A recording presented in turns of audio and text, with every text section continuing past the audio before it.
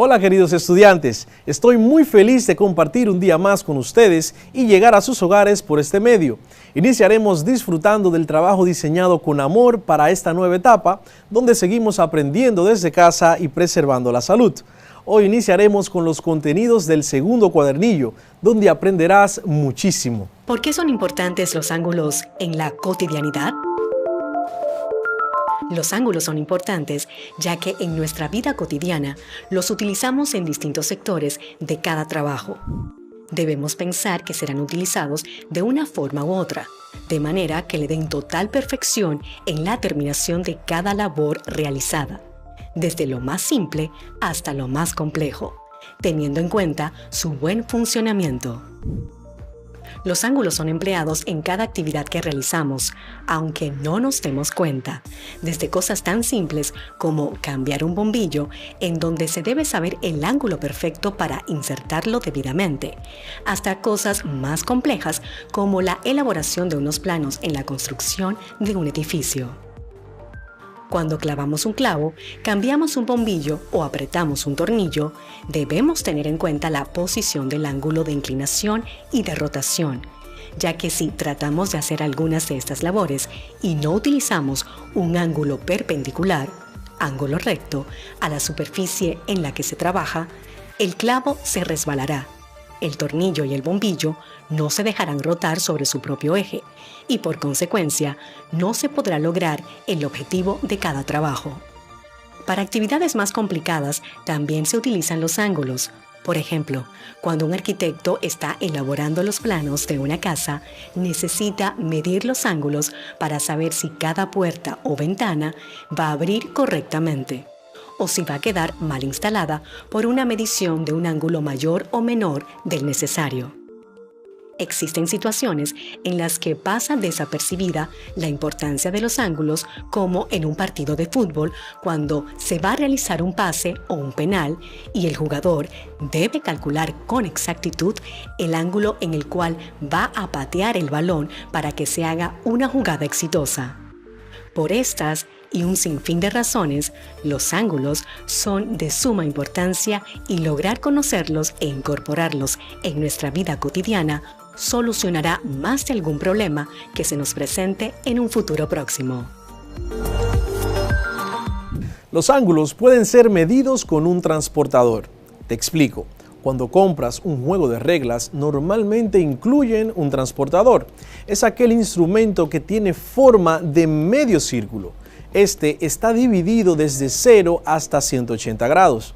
Para medir un ángulo con el transportador, procedemos a hacer coincidir el borde recto con uno de los lados del ángulo, de modo que coincidan el vértice del ángulo con la señal marcada en el centro del borde del transportador. Entonces, podemos ver cuánto mide el ángulo de acuerdo con el número en el transportador por donde pasa el otro lado del ángulo. En la antigua Grecia, los griegos conocían un único tipo de geometría, la geometría euclídea, nombrada así por Euclides, su máximo exponente. Este tipo de geometría se basa en construir toda la geometría sobre 5 postulados básicos que veremos más adelante. Los 4 primeros fueron aceptados por casi todo el mundo, sin embargo, el quinto fue menos usado y algunos matemáticos pensaron que realmente no era necesario, con lo que empezaron a crear otros tipos de geometrías en los que ese quinto postulado no se utilizaba. En fin, el quinto postulado se conoce como el postulado de las paralelas. Mucho más adelante, con la matemática más avanzada, ya en el siglo XIX, se empezó a pensar en otra forma de enfocar los conceptos geométricos, estudiar la invariancia de ciertas propiedades bajo diferentes tipos de transformaciones matemáticas. En este punto apareció un nuevo tipo de geometría, la llamada geometría proyectiva. La geometría proyectiva es la rama de las matemáticas que estudia las propiedades de incidencia de las figuras geométricas, pero abstrayéndose totalmente del concepto de medida. ¿Recuerdan los 5 postulados de la geometría euclídea? Pues para construir esta nueva geometría hacen falta bastante menos. Número 1. Si cogemos 2 puntos al azar, podemos trazar una recta que los una. Y número 2. Si cogemos dos rectas al azar, siempre se van a cortar en un punto. Pero, ¿y las rectas paralelas? ¿Dónde está el truco? La diferencia que encontramos está en el quinto postulado de Euclides de las paralelas, que dice: por un punto exterior a una recta, se puede trazar una única paralela a la recta dada.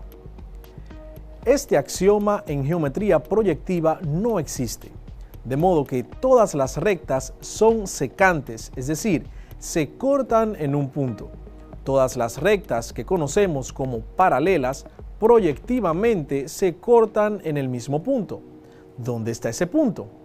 En el infinito. Las rectas paralelas desde el punto de vista de la geometría proyectiva se cortan en el infinito, pero basándonos en la geometría euclidiana, las rectas no llegan a cortarse nunca. Es algo difícil de ver si no se tienen nociones de matemáticas avanzadas, pero vamos a poner un ejemplo para verlo mejor. Las vías del tren son paralelas, deben serlo, si no el tren no funcionaría. Ahora vamos a olvidarnos de la idea de medida y entrar en la geometría proyectiva.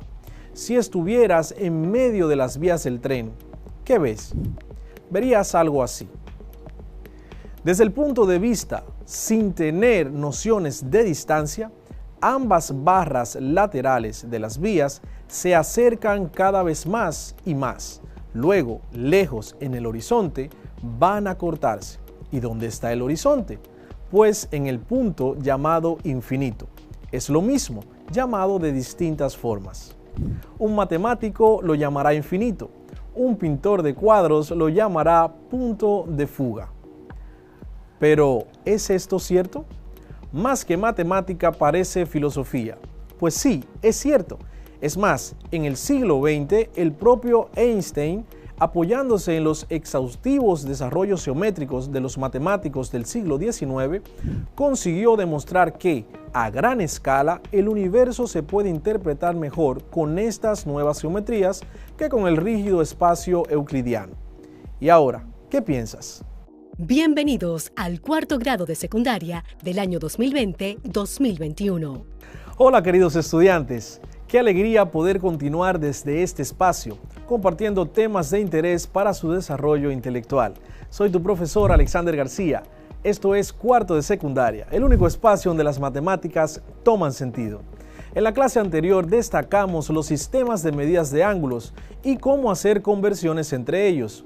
Los sistemas que trabajamos fueron el sistema sexagesimal, el sistema circular o el sistema de radianes y el sistema centesimal. Hoy estaremos trabajando los postulados sobre ángulos. Primero que todo, recordemos el concepto de postulado que vimos en nuestra primera clase en el año cuando iniciamos en noviembre.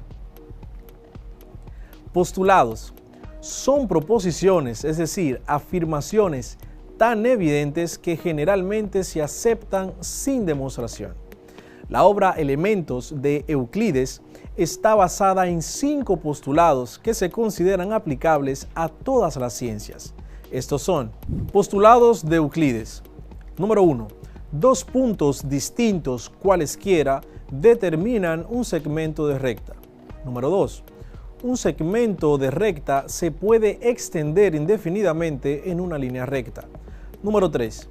Se puede trazar una circunferencia dados un centro y un radio cualquiera. Número 4. Todos los ángulos rectos son iguales entre sí. Número 5.